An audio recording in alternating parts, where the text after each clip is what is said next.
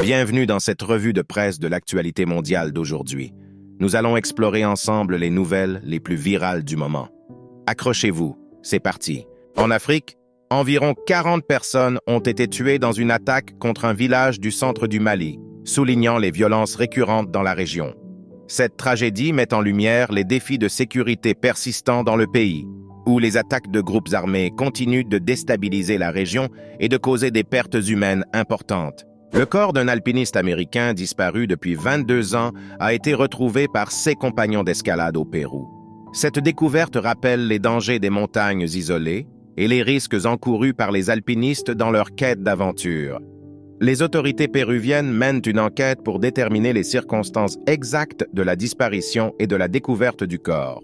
Un leader de secte au Kenya est actuellement jugé pour terrorisme, accusé de la mort de plus de 400 personnes. Ce procès met en lumière les activités des sectes extrémistes et les dangers qu'elles représentent pour la société. Les autorités espèrent que ce procès servira de précédent pour lutter contre l'extrémisme religieux dans le pays. En Sierra Leone, le mariage des enfants a été interdit grâce à une nouvelle loi. Cette législation marque un pas important vers la protection des droits des enfants et la promotion de l'égalité des sexes. Les organisations de défense des droits de l'homme saluent cette initiative et espèrent qu'elle inspirera d'autres pays à adopter des mesures similaires. Des bombes ont tué au moins 18 personnes au Nigeria. Cette attaque, attribuée à des groupes extrémistes, souligne la persistance de la violence et de l'instabilité dans certaines régions du pays. Les autorités nigérianes renforcent les mesures de sécurité pour prévenir de nouvelles attaques et protéger les civils. Aux États-Unis, le président Joe Biden promet des défenses aériennes pour l'Ukraine alors que le sommet de l'OTAN commence, avertissant que les autocrates bouleversent l'ordre mondial. Cette déclaration s'inscrit dans un contexte de tensions accrues avec la Russie et de soutien continu de l'Occident à l'Ukraine face à l'agression russe. En Europe, le Parti travailliste a remporté une victoire écrasante aux élections générales au Royaume-Uni, bien que Keir Starmer pourrait avoir une lune de miel politique de courte durée. Cette victoire reflète un changement de dynamique politique dans le pays, mais les défis à venir pour le nouveau gouvernement restent nombreux. Karamba Diaby, le premier député noir d'origine africaine en Allemagne, a annoncé sa démission suite à des abus racistes. Cet événement met en lumière les problèmes persistants de racisme et de discrimination en Europe. Diaby a exprimé son espoir que son départ incite à un débat national sur le racisme et à des actions concrètes pour le combattre.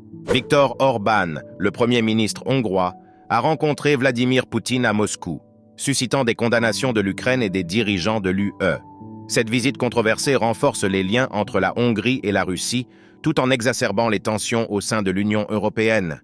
Les critiques craignent que cette alliance nuise à la cohésion de l'UE face aux défis globaux. Andrew Tate peut quitter la Roumanie, mais doit rester dans l'UE avant son procès. Cette décision de justice intervient alors que Tate est accusé de plusieurs infractions, y compris des allégations de violence. Le procès à venir sera suivi de près, car il soulève des questions sur la justice et les droits des accusés en Europe. En Israël, une frappe aérienne a tué au moins 25 personnes dans un complexe scolaire près de Khan Younis, aggravant la situation humanitaire dans la région. Cette attaque souligne l'intensité des combats en cours et les souffrances endurées par les civils. Les appels à un cessez-le-feu et à des négociations de paix se multiplient. Une autre frappe israélienne a tué 16 personnes dans une école de l'UNRWA à Gaza. Cet incident tragique met en lumière les conséquences dévastatrices des conflits armés sur les populations civiles, en particulier les enfants. L'ONU et d'autres organisations humanitaires demandent une enquête indépendante sur les circonstances de l'attaque. Le chef du Conseil régional du Golan exhorte Israël à répondre avec force après des tirs de roquettes du Hezbollah ayant tué 2 personnes. Cette escalade de la violence dans la région du Golan augmente les risques d'un conflit plus large. Les autorités israéliennes envisagent des mesures de représailles tout en appelant à la retenue pour éviter une guerre ouverte. Un navire de guerre iranien s'est renversé dans un port et pourrait être hors service pendant 6 mois. Cet incident affecte la capacité navale de l'Iran et soulève des questions sur la sécurité et l'entretien des équipements militaires. Les autorités iraniennes enquêtent sur les causes de l'accident. Un citoyen américain blessé lors des tirs de missiles du Hezbollah voit son état s'aggraver. Cet incident met en lumière les dangers persistants dans les zones de conflit et les difficultés pour les civils blessés d'obtenir des soins médicaux adéquats. Les efforts pour évacuer les blessés et fournir une assistance médicale se poursuivent. En football, Lionel Messi inspire l'Argentine à atteindre la finale de la Copa América pour la deuxième fois consécutive, montrant encore une fois son impact impressionnant. La performance de Messi renforce sa réputation de l'un des meilleurs joueurs de football de tous les temps et suscite l'enthousiasme des fans du monde entier. En tennis, Carlos Alcaraz surmonte un début difficile pour battre Tommy Paul et atteindre les demi-finales de Wimbledon, poursuivant ainsi son ascension fulgurante. Alcaraz est salué comme une étoile montante du tennis, et ses succès récents attirent l'attention des amateurs de sport. Le maire de Paris promet de nager dans la Seine malgré les préoccupations concernant la pollution avant les Jeux olympiques. Cette déclaration vise à montrer que la ville prend des mesures pour améliorer la qualité de l'eau de la Seine en prévision des compétitions olympiques. Les efforts pour nettoyer le fleuve sont suivis de près par les résidents et les visiteurs. Orange Madness est la danse virale qui balaie l'Euro 2024. Ce phénomène culturel montre l'enthousiasme et l'unité des fans de football à travers l'Europe alors qu'ils célèbrent les succès de leurs équipes favorites. Les vidéos de la danse sont largement partagées sur les réseaux sociaux. Le chef du cricket indien, Gautam Gambhir, est devenu l'entraîneur le plus jeune de l'équipe nationale indienne.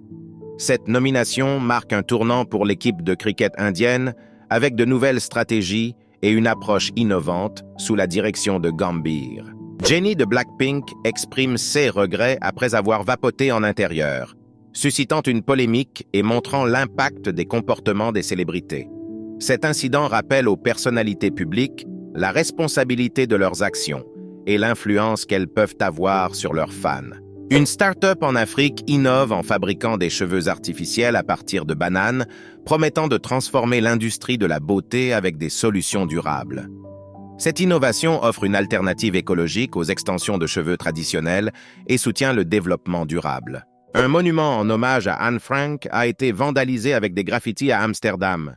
Cet acte de vandalisme a choqué la communauté et incité à des appels pour une meilleure protection des sites commémoratifs. Les autorités locales enquêtent pour retrouver les responsables. L'image la plus ancienne connue d'une première dame des États-Unis a été acquise par la National Portrait Gallery. Cette acquisition enrichit le patrimoine historique et culturel de la galerie, offrant au public une nouvelle perspective sur l'histoire des États-Unis. L'abattage d'arbres dans une église de Caroline du Nord a révélé des artefacts vieux de plusieurs siècles. Cette découverte archéologique offre un aperçu précieux de l'histoire locale et suscite l'intérêt des historiens et des archéologues. Pour les faits insolites, un homme a été arrêté à la douane de Shenzhen avec 100 serpents vivants cachés dans son pantalon, choquant les autorités chinoises par cette tentative audacieuse. Cette arrestation met en lumière les méthodes inhabituelles utilisées par les contrebandiers pour transporter des animaux illégalement. Le zoo de San Diego a partagé les premières images de nouveaux pandas géants, créant une vague d'enthousiasme parmi les visiteurs et les amateurs d'animaux. 6 pandas deviennent rapidement des stars du zoo, attirant de nombreux visiteurs et fans sur les réseaux sociaux. Un touriste espagnol a été piétiné à mort par des éléphants en Afrique du Sud. Cet incident tragique souligne les dangers de la faune sauvage et l'importance de respecter les règles de sécurité lors des safaris et des visites dans les parcs naturels. Un culte narco-pentecôtiste à Rio de Janeiro est accusé d'avoir ordonné la fermeture d'églises catholiques. Cette situation révèle les tensions entre les différentes communautés religieuses et les défis posés par les groupes criminels influents au Brésil. Une découverte de fossiles en Namibie a révélé une créature semblable à une salamandre géante avec des crocs et une tête en forme de siège de toilette. Cette découverte fascinante offre de nouvelles perspectives sur l'évolution et la diversité des espèces préhistoriques. En société, Brenda Biya, la fille du président camerounais, a créé une onde de choc en publiant une photo d'elle en train d'embrasser une femme, espérant ainsi changer les lois anti-gays de son pays. Cette action courageuse a suscité des débats intenses sur les droits LGBTQ+ en Afrique.